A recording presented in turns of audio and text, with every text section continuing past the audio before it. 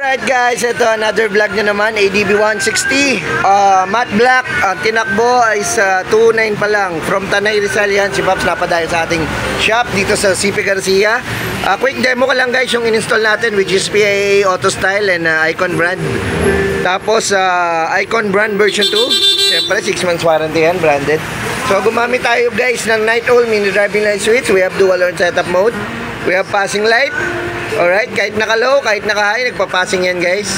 Alright, switch mode ng stock horn, walang rapid, syempre wala rin combo para iwas huli.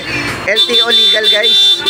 Alright, pag switch mode mo ng PIA Auto Style guys, isang pindot lang para dyan sa ating PIA Auto Style. Pag gusto mo i-rapid guys, wala na rin combo lights, wala na rin wala tayong install na combo para iwas-uli, alright? Low beam, passing light, high beam, nagpa-passing, okay?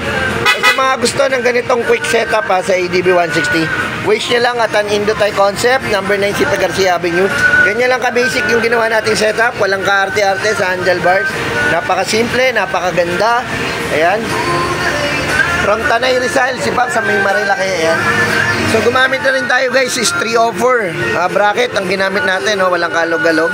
Stainless na rin guys. So siyempre mga materials na ginamit, dito tape, denso relay, fuse box Japan, wire Japan. Alright. So may mga gusto, Icon brand available lang dito yan sa shop, number 9 CP Garcia Avenue, UP Diliman, Quezon City. Alright. We have RM bracket din, Icon Terra, mga big lights. Ayan. ADB 160.